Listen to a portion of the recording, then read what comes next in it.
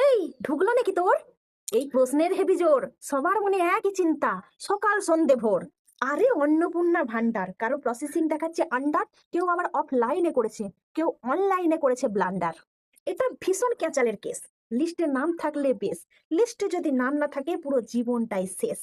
না ঢুকলে ভাতা, পুরো খারাপ হয়ে যাচ্ছে মাথা।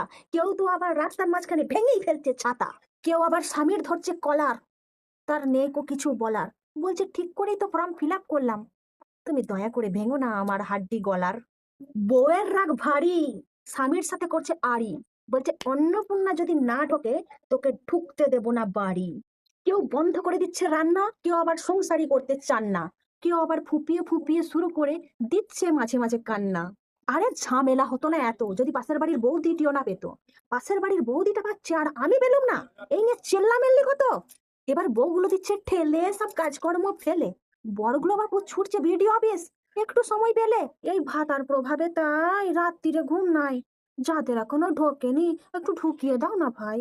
এই ৩,০০০-এর ছন্দ, কত স্বামী স্ত্রীর দ্বন্দ্ব, তুমি আর কি বুঝবে, তুমি তো অবিবাহিত। এই রাগে কত বউ যে নিজেদের হরমোজ প্রণালী করে দিয়েছে বন্ধ।